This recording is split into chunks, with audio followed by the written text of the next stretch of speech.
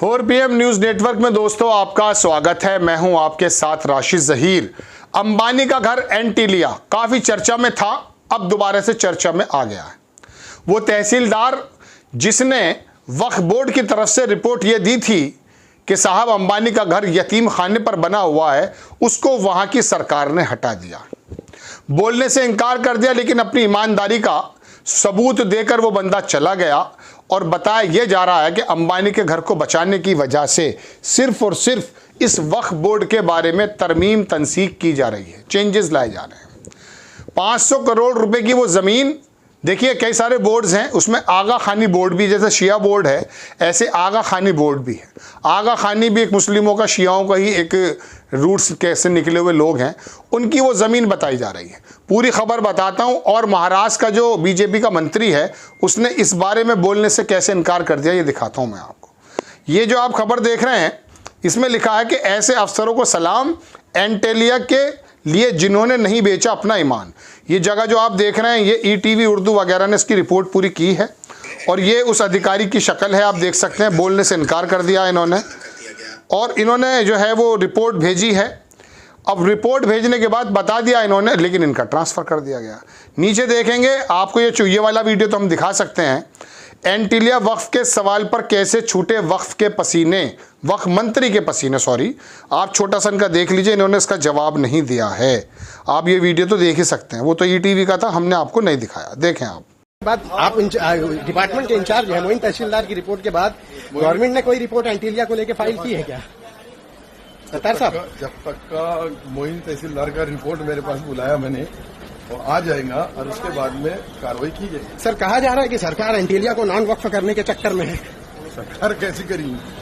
आप मानते हैं कि एंटीलिया वक्फ लैंड है? सर आप मानते हैं एंटीलिया वक्फ लैंड है? नहीं मानेंगे सत्तार साहब, आप मानते हैं एंटीलिया वक्फ लैंड है? है ना? छोटे बच्चे ऐसे करते। सर काम है मेरा।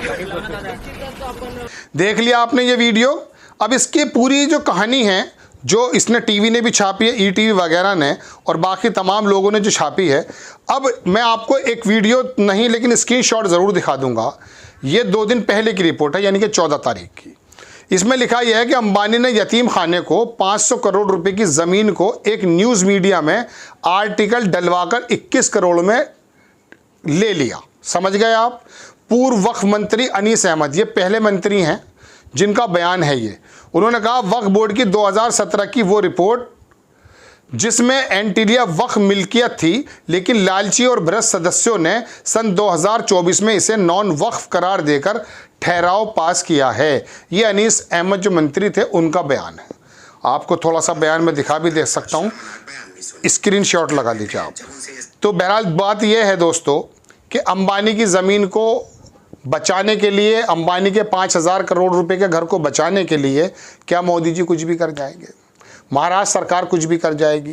अधिकारियों का तबादला एक रूटीन प्रक्रिया है, लेकिन उसकी जो रिपोर्ट है उसे लोगों के सामने क्यों नहीं लेकर आया आप? जब उसने वो रिपोर्ट भेज दी है जिसमें कहा गया है कि ये ज़मीन नबीन यतीम खाने की थी, इसमें कुरान को पढ़ाने का एक कमरा भी मौजूद था, उसको बाकायदा प्लानिंग के साथ लाया गया, फिर उसको ख़रीद लिया गया और अंबानी ने अपना एक शानदार घर बना दिया। बुलडोज़र बाबाओं, जब ज़रा से बात को अतिक्रमण करके आप ढहा देते हैं, कहाँ पर हैं आप? आप ही की पार्टी के लोग तो हैं जो एंटीलिया बनाने दे रहे थे।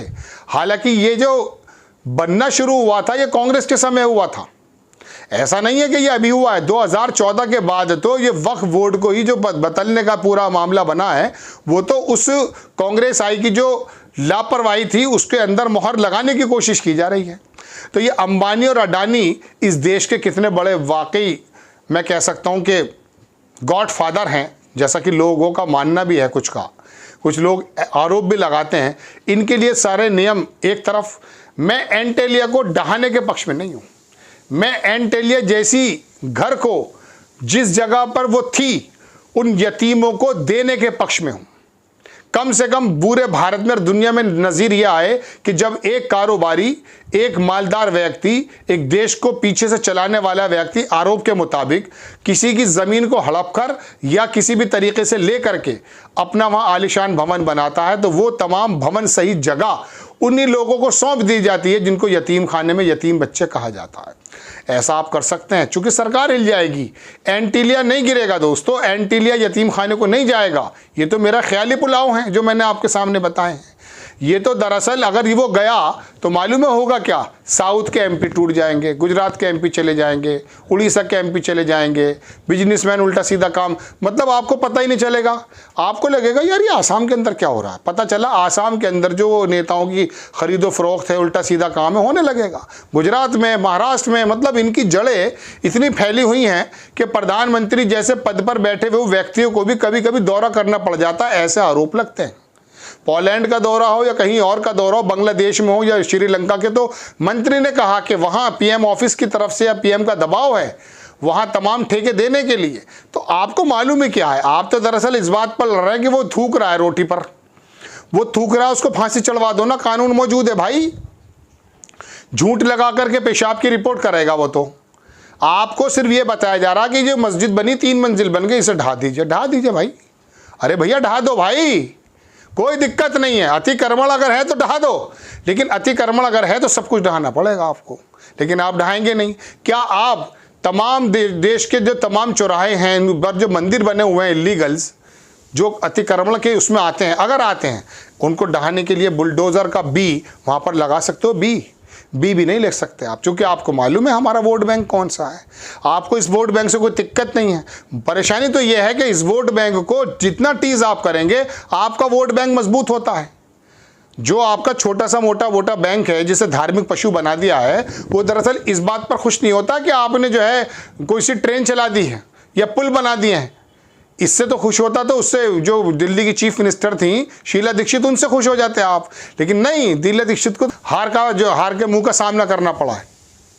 तो ये वाला ज़मीन नहीं है लोगों के लिए। लोगों के लिए तो ये है कि इसका मंदिर कौन ढहाता है, इसकी मस्जिद कौन ढहाता है। पूरे देश में एक मूर्खता का ज्वार आया हुआ है दोस्तों। असल मुद्दों से आपकी नज़र हटी हुई है, वक्फ बोर्ड की बात चली जा रही है। आप मुझे बता दीजिए, हिंदुइज्म के मानने वाले किसी भी आदमी को, नॉन मुस्लिम के किसी भी व्यक्ति को कितने रकात का फ़ायदा है अगर वक्फ बोर्ड के अमेंडमेंट आ जाते हैं? बताइए आप। किसी हिंदू का कोई घर का लेंटर पड़ जाएगा क्या? किसी ईसाई का कोई चर्च बन जाएगा क्या? अरे वो उनकी ज़मीन है, कह रहे हैं 3रे नंबर की ज़मीन है। अरे भाई, हिंदुस्तान के अंदर अगर आप मंदिरों को और तमाम धर्मशालाओं को, तमाम जो मैं कह सकता हूँ तमाम शालाओं को लगाएंगे तो बहुत बड़ी ज़मीन निकलेगी। कब्रिस्तान और मस्जिद गिन के आप दुनिया के हिंदुस्तान के 3रे नंबर की वक्फ बोर्ड की ज़मीन बता दी आपने। कब्रिस्तान पर मकान बनाओगे, रोड बनाओगे भाई। बताइए, मज़ार तो आप जगह जगह पे उस पर तो हनुमान की मंदिर मूर्ति रख रहे हैं आप। हरियाणा में भी हुआ, उत्तर प्रदेश में भी कल हुआ है। कहने का मतलब दोस्तों ये है कि किस चक्कर में पड़ गए आप।